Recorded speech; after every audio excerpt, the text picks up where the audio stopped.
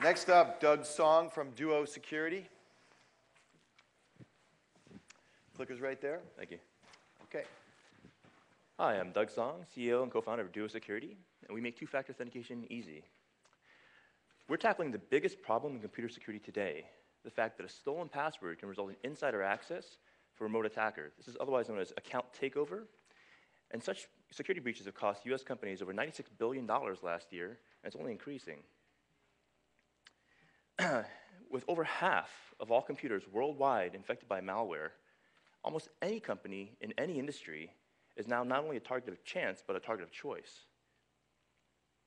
And the traditional solution to this problem has been to add something you have, such as a hardware token, to something you know, your password, to protect your login. These solutions have historically been driven by regulatory requirements in e-commerce, healthcare, banking, government, but increasingly, it's just common sense. A lot of the biggest companies on the web, including World of Warcraft, PayPal, Google, and Facebook, now all offer some form of two-factor authentication for their users. But many of these traditional two-factor solutions are actually worse than passwords. Due to their cost and complexity, we see these systems deployed in very narrow scope, only protecting a handful of user accounts. And when they are deployed, we see that customers and users hate them. You can imagine carrying a keychain, for instance, of hardware tokens, one for every account that you have to log into. And finally, over the last 20 years, attackers have figured out how to break through.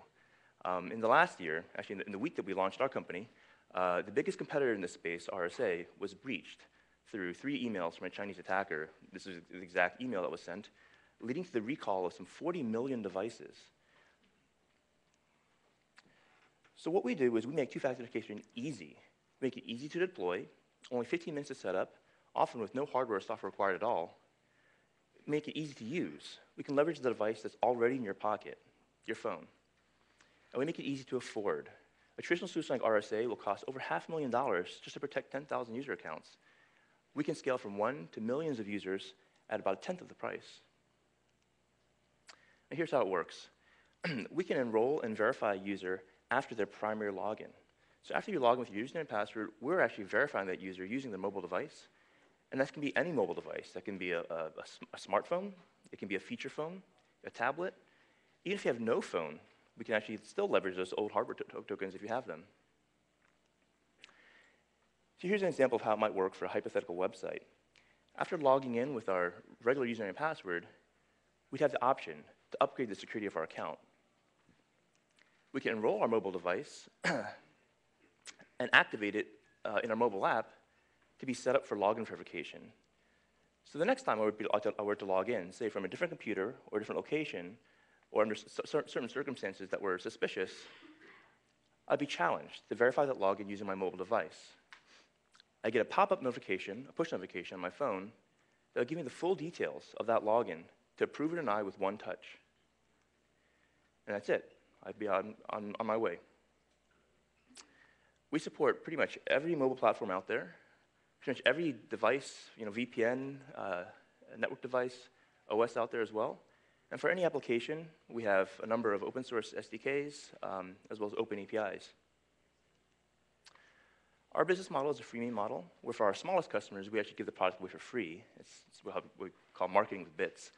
But our pricing actually starts at as low as $3 user a month and drops in volume. For our enterprise customers, we offer traditional enterprise license agreements.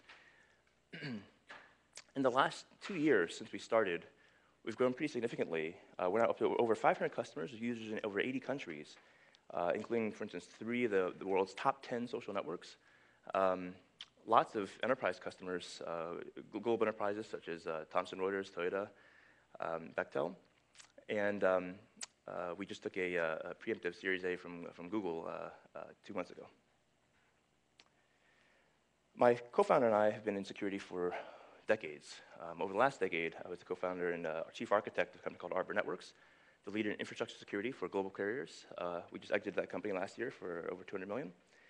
I was also a big open source geek. You might have seen my name in the SSH man page. These guys are network guys. My co-founder is literally the world's expert in Android mobile security. He was also featured in Forbes in December of last year as one of the world's top 30 under 30 tech entrepreneurs. And we're under the radar today to appeal to you to help protect your users and your organization at scale. If you're an enterprise customer, or if you're a SaaS vendor or consumer website, we can help you actually protect those user accounts at large scale at very low cost in a way that your users will actually appreciate. If you're a reseller, a cloud provider, or an MSP, you can also we can help you add security to your product portfolio in a way, again, that complements the rest of what you might be doing. And you can try our APIs, open source code, and a free trial at duosecurity.com. Thank you. Okay. You're only the second presenter, but you did it with 40 seconds to spare, so you get a prize so far for returning 40 seconds of everybody's time back to them. So the hypothetical website called Twitter, don't know. Art, what do you think? This may address a problem space that we have with our contractors and temporary workers and stuff that need to access infrastructure. How many of those do you have? A lot? A lot, yeah. And we don't have a secure way to handle the authentication for those guys other than the present methods. Well played.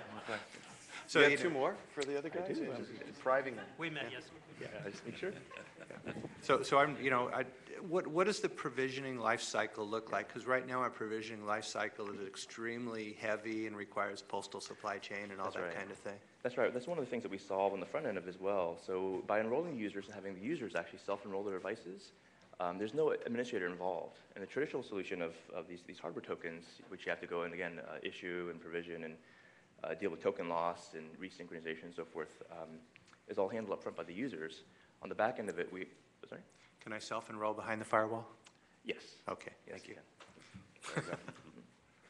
So I can't remember exactly, but I thought the RSA breach was on the hardware side, not their soft tokens. So the RSA breach was, it was a compromise of what people believe to be either their token seed algorithm, where they can generate the seed from the actual serial serial number on the device, or is it a breach of the actual seeds themselves and as a database. Through that breach, Lockheed Martin, L3 Communications, and Northrop Grumman were all attacked as well. Yeah, and again, I think it was more hardware focused. Again, I'm not positive, but I think it was on the hardware tokens and that the software tokens. So I guess where I was going is aren't you seeing some of these other bigger players getting into the soft token market? And so what's your strategy to differentiate you from somebody like an RSA, who a lot of folks that already have RSA hardware tokens are switching to RSA software tokens? That's a great question. So the reason for the breach is because systems such as RSA are based on shared secrets. The same secret that's on the device, whether it's a soft token device or hard token device, as in their database or in your ACE server. And the problem is that shared secret can be stolen and used to actually clone those devices in a way that's undetectable. Our mobile application actually does this as a public key system, which we patented.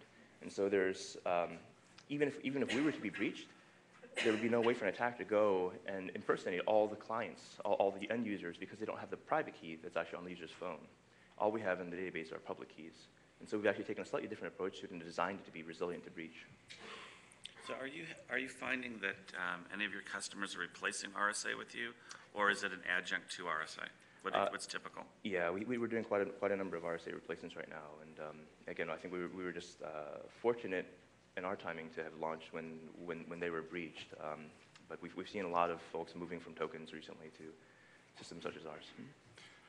Do you have canned exit software to fit into like the platforms that are edge, like the Citrix and VDIs and those types of things? Yeah, and actually, that's one of the unique things about our solution for systems like, again, Citrix or Juniper or Cisco.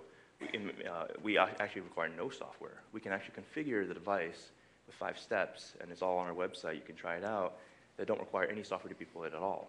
And so that makes for a very, very lightweight deployment. It's something that people often can get up and running in under a day. And then how about integration with some of the single sign-on providers, Simplified, Ping, Okta? A lot of those are going out and integrating with the two-factor, That's right. Companies. Have you done anything with those guys, or what's your thought process there? Yes, yes. We are working with a number of those vendors right now to integrate. We're also partnered with two of the largest federated identity hubs in the world. Actually, the two largest in the U.S. One is Internet 2, which has 200 member institutions worldwide. The other is Covisint, which has about 22 million managed identities across healthcare, energy, and manufacturing.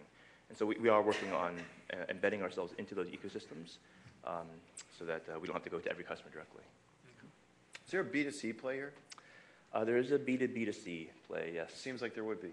That's right. Yeah, what's happening now with us is we do a lot of internal deployments for the traditional two-factor use case, employee remote access or internal use. But a lot of our customers do have lots and lots of users they'd like to protect, and so we're starting to be deployed now more broadly for consumer use as well. Mm-hmm. I mean, there's a big issue with authenticating that this is the real David Berlin, for example, on some public website, because that is probably that's the blind spot of a lot of, especially social networks. Absolutely. Yeah.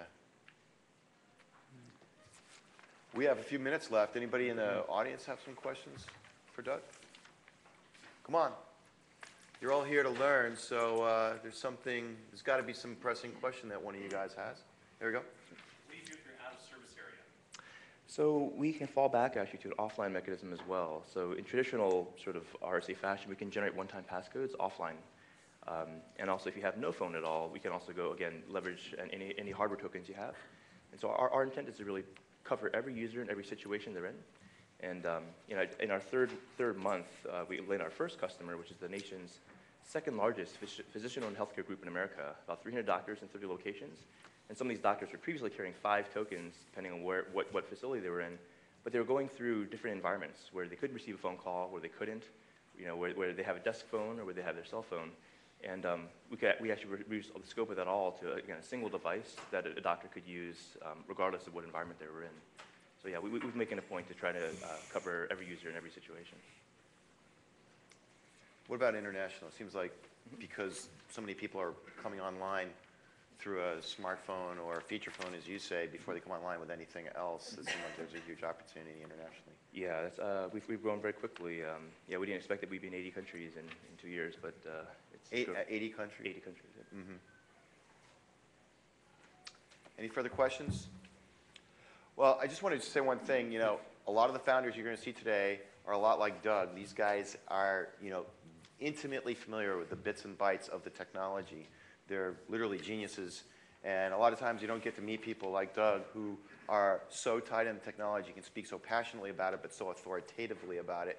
So it's not only if you're interested in his company, but if you're interested in hearing more about some of the stuff that he knows about, this is a great place to connect with him, get his input and feedback maybe on something that somebody else is working on, right? I'd love to. And you'll be here for the rest of the day. When people are saying really smart things on stage here, make sure you tweet that out on Twitter. Use the hashtag, right, UTRConf, because this is a great event, and it would be great to have even more people want to be a part of it and be a part of the conversation. Doug, thanks very much. Thanks so much. All right.